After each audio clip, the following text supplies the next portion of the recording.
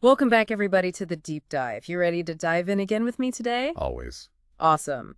Okay, so today we're tackling Al-Farabi. Oh, yeah, one of the greats. Yeah, he's kind of a big deal, right? Like, he's known as the second teacher. Second only to Aristotle. Exactly. Which kind of tells you right away we're dealing with someone who's, incredibly influential. Definitely influential. Yeah, we've got like a whole stack of his writings and modern analyses ready to go here. A lot to unpack. Oh, there is a lot to unpack. But just to give you a taste, Al-Farabi wasn't just a philosopher. Right.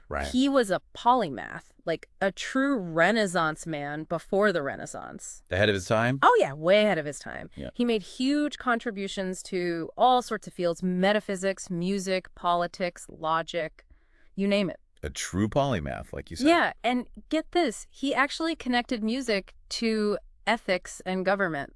Really? That's fascinating. Right. I mean, that's an idea that's still kind of mind-blowing even today, so. I can't wait to get into that. Yeah, me too. But before we get ahead of ourselves, let's set the stage first. So Al-Farabi was born around like 872 CE, and he spent a big chunk of his life studying in Baghdad. Oh, wow. Baghdad back then was like the center of the intellectual world. Exactly, like a melting pot of ideas. Yeah. And he drew heavily from all these different influences. You know, you've got the Greek philosophers like Plato and Aristotle. Classic. Yeah, but then also Islamic thought. He was really good at blending these different perspectives into his own unique philosophical system. That's what I find so fascinating about Al-Farabi. Yeah. He doesn't just borrow ideas, he synthesizes them. Yeah. Takes those different threads and weaves them together into something new and groundbreaking. Exactly. It's one of the reasons he had such a lasting impact, right? Absolutely. So let's dive into some of these groundbreaking ideas. Let's do it. All right. First up, metaphysics. Now, Al-Farabi's concept of the necessary being, that's a core part of his thinking. Yeah, you can't understand Al-Farabi without understanding the necessary being. Okay, so break it down for us. What is the necessary being? Well, in essence, it's God, the ultimate source of all existence, the starting point for everything. Okay. And from this necessary being, the whole universe flows. Exactly. That's what Al-Farabi called emanation. Emanation theory sounds a little complex. Well, imagine a light source. Okay. And it's radiating outwards, casting shadows of varying intensity. Okay, I can picture that. The closer you are to the light, the brighter the illumination. Yeah. Al-Farabi envisioned the universe emanating from the necessary being in a similar way, Okay. with each level of existence flowing from the one above it. So the further something is from the necessary being, the less perfect it is. Exactly. Wow, that's a really powerful image. It is. And it's a perfect example of how Al-Farabi combined ideas, like Aristotle's ideas, with Neoplatonism. Oh, wow. Weaving them together to create a comprehensive picture of the universe and our place within it. He was a master synthesizer. I'm picking up on that theme. Oh, yeah, for sure. Okay. Now, there's another concept we need to unpack. The active intellect. Ah, yes. Crucial to Al-Farabi's theory of knowledge. Okay, what's the active intellect? Give me the elevator pitch. Okay, so imagine a vast ocean of universal knowledge, right? Right. The active intellect, it's like a bridge. It allows our finite human minds to tap into that infinite well of understanding. Whoa. It's how we access truths that go beyond our immediate, sensory experiences. So if I'm following you, the active intellect is what helps us grasp those like universal concepts, those Yeah. timeless truths that exist outside of our own little individual bubbles of perception. Precisely. Okay, got it. And for Al-Farabi, this wasn't just some abstract idea, Right. He believed that developing our active intellect was essential for reaching our full intellectual and spiritual potential. So it's like a pathway to enlightenment. Exactly. Through this connection to the active intellect, we achieve true enlightenment. Wow. Okay. So we've got this universe flowing from the necessary being and an active intellect illuminating our minds. Now, where does knowledge and logic fit into all of this? Well, that's where things get really interesting. Al-Farabi really emphasized reason and rational thought. Makes sense, right? If you're talking about enlightenment and accessing universal truths. Exactly. Well, he believed both reason and revelation were sources of knowledge. Okay. He placed reason on a higher pedestal, especially when it came to philosophy. Interesting. So he wasn't rejecting revelation entirely? No, not at all. But for him, reason was the key to unlocking the deepest truths. Fascinating. And what about his work on logic? I know he did a lot there. He did. He actually expanded on Aristotle's work on logic developing an incredibly detailed system for categorizing and analyzing knowledge. So instead of just taking things at face value, he provided a framework for questioning and analyzing, Yeah. really digging into the why behind our understanding of the world. Exactly. He gave us the tools for building strong arguments, identifying fallacies, and ultimately reaching a deeper understanding. Like a toolkit for critical thinking. Yes. Think categories, propositions, syllogisms, demonstrations, a whole system to make sure our reasoning is sound. Wow. Sounds pretty comprehensive. It was. And it wasn't just abstract theory either. This system had a massive influence on scholarship for centuries. He really shaped how people approached knowledge. He did. And what's really cool is how he ties this back to the active intellect. For him, using logic rigorously was a way to tap into that universal well of knowledge. So logic isn't just about winning arguments, it's about connecting with something larger. Exactly. Yeah. Sharpen your mind, and you can access the secrets of the universe. I love that. Okay, so we've got this universe flowing from the necessary being, an active intellect illuminating our minds, and a system of logic to help us analyze it all. But Al-Farabi didn't stop there, did he? Oh, no, not at all. He also had a lot to say about how we should organize ourselves, how we should live together, politics. And that's where his idea of the virtuous city comes in. Oh, yeah, the Virtuous City. It kind of reminds me of Plato's Republic. It is. A lot of scholars see a connection there. In this ideal society, a philosopher-king, Okay. someone who's reached that higher level of understanding through reason, leads the citizens towards justice and harmony. So it's not just about individual enlightenment, it's about creating a society that reflects those higher ideals. Exactly. It's a vision of society where knowledge and virtue are the guiding principles. Very utopian. It is. Hmm. But Al-Farabi was also a realist. He knew that reaching this ideal state wasn't going to be easy. Right. So what did he say about the less than virtuous cities? Oh, he had a whole classification system. You've got the ignorant city, Okay. driven by base desires, lacking knowledge.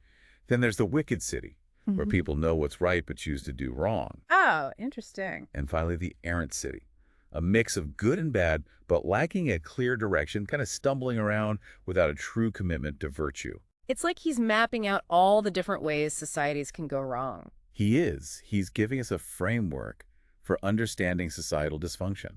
Yeah, that makes sense. Yeah. Okay, so we've got the philosopher-king leading the virtuous city, and then these other city types, each reflecting a different kind of societal problem. Yeah. Makes you wonder where our own societies fit into this framework, doesn't it? It really does. But here's where Al-Farabi takes a turn that you might not expect. Oh. In addition to all this work on metaphysics, logic, and politics, he was also deeply involved in music theory. Wait, hold on a second. We've got this brilliant philosopher mapping out the universe, knowledge, society, and now you're telling me he's also a music theorist? He was. And not just dabbling, he wrote The Great Book of Music. Great book of music. Yes, it's this comprehensive work that really gets into the nitty-gritty of music. Wow. So he wasn't just playing around. No, he was serious about music. But what's really fascinating is how he connects music to his other philosophical ideas. He believed music had this incredible ethical and psychological power. Okay, now I'm really intrigued. How does music connect to something like ethics? Well, he believed that different musical modes could actually evoke specific emotions and even influence our thought processes. Music wasn't just entertainment for him. Right. It was a tool for cultivating virtue. Whoa, so he's saying music can make us better people. He is, both as individuals and as a society. That's a pretty radical idea. It is. And it shows how Al-Farabi saw connections between these seemingly separate fields. He understood that everything influences everything else, that knowledge from one area can be applied to another in surprising ways. That's like a holistic view of knowledge, right? Exactly. So it's not just about listening to music for pleasure, it's about understanding its deeper potential to shape us. Yes. To shape our emotions, our thoughts, even our actions. He believed we could harness the power of music to make ourselves and our communities better. Wow, pretty amazing. It is. And it leads us to some pretty big questions about how we use music in our societies today. Yeah, what would Al-Farabi think of our Spotify playlists and our concert halls and our, everything? That's what we'll explore next time. We've got a lot more ground to cover with Al-Farabi, so stay tuned. Okay, everyone, we're going to take a quick break here, but don't go anywhere. We'll be right back to continue our deep dive into the fascinating world of Al-Farabi. So we're back and ready to continue exploring the world of Al-Farabi. Yeah, it's quite a world. It really is. Last time we were talking about his idea that music can make us better people. Right, his belief in the ethical and psychological power of music. Exactly. But before we go down that rabbit hole, I'm curious about something else. Okay. We've talked about all these amazing ideas Al-Farabi had, but like, how did those ideas actually spread? That's the question, isn't it? Hmm? How do ideas travel through time and space? Yeah. Well, one of the best ways to see that is by tracing these intellectual lineages. Okay.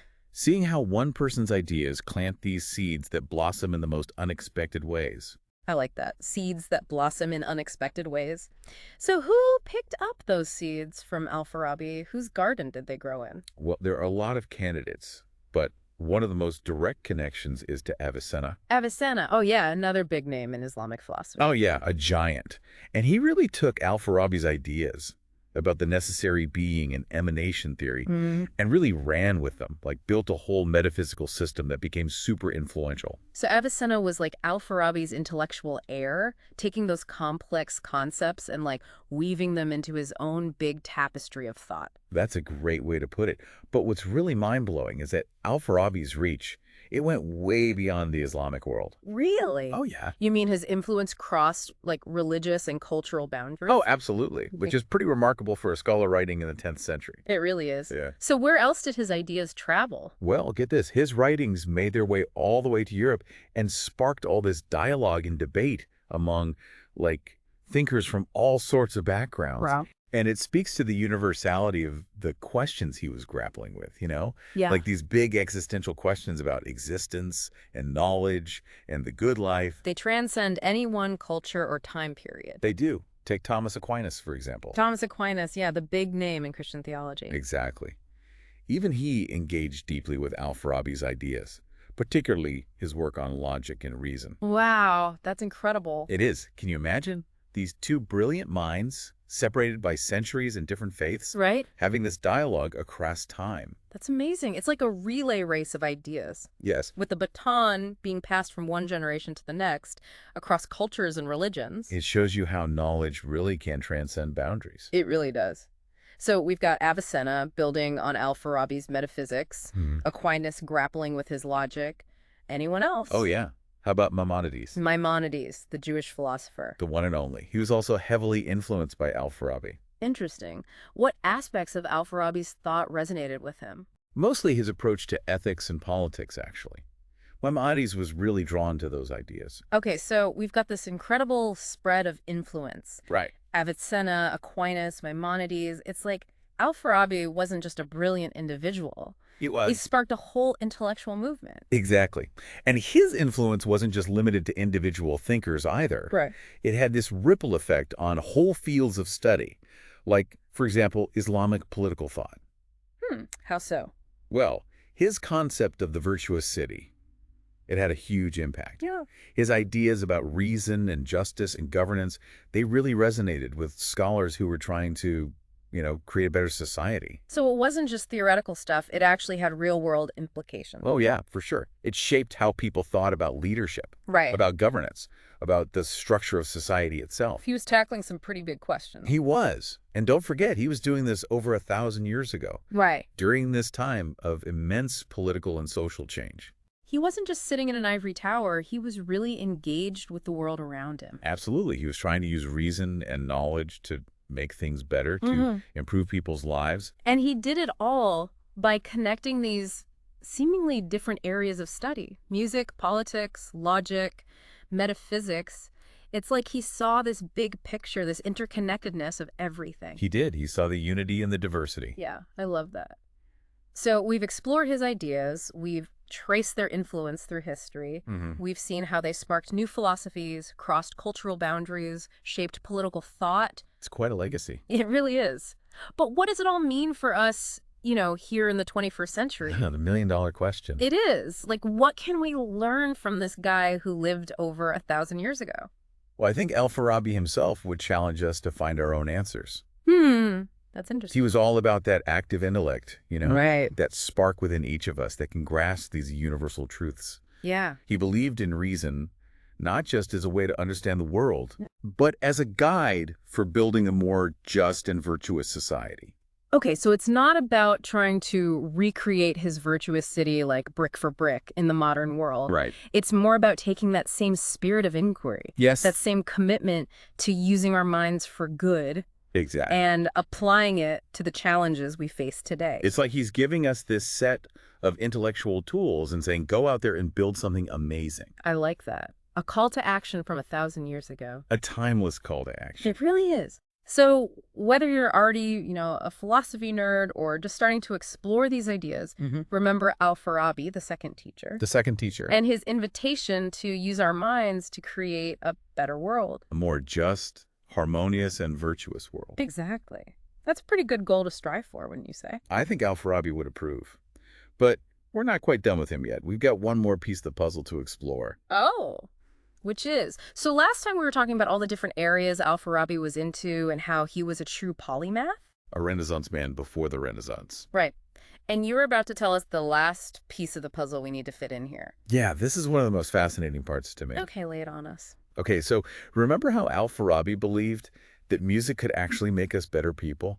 Yeah, that music had this like ethical power. Exactly. So the question is, what would he think of today's music? Oh, good question. Like, would he still see that potential for good, even if it's expressed in ways he couldn't have even imagined? It's so fun to think about. Imagine him at a rock concert, Oh, trying to figure out like the ethical implications of a screaming guitar solo, or maybe lost in thought at a symphony, searching for echoes of his ancient theories in like a modern composition. it's wild to think about how much our understanding of art is shaped by like our own time and place. It really is. And I think Al-Farabi, with his deep knowledge of music theory, he'd be fascinated by just the sheer variety of music we have today, Yeah. like the complexity of it all. He might even end up rethinking some of his own ideas based on what he's hearing. Yeah. I can almost picture him with a pair of noise-canceling headphones, totally absorbed in like the latest pop song, trying to dissect it. Totally.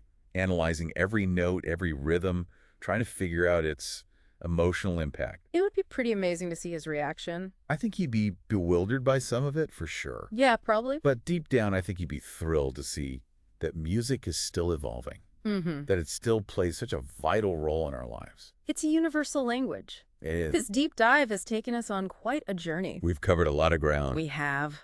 From the necessary being to the virtuous city. From emanation theory to musical modes. It's really amazing how relevant his ideas still are after all these centuries. It is remarkable.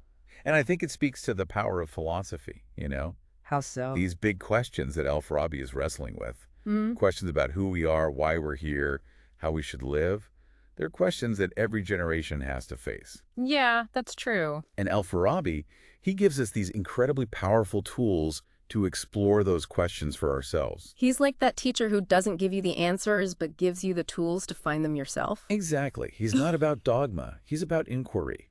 So it's like he's encouraging all of us to be philosophers, Right. to use our own active intellects to engage with these big ideas. To think critically, to question, to keep the conversation going. I like that. It's not about memorizing his ideas. Yeah. It's about using them as a springboard to our own thinking. Precisely.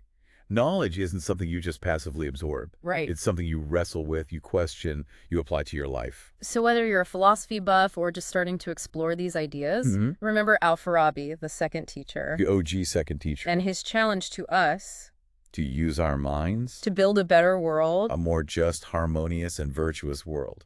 And maybe even compose a killer guitar solo along the way. Thanks for joining us for this deep dive into the world of Al-Farabi. We'll see you next time for another adventure in ideas.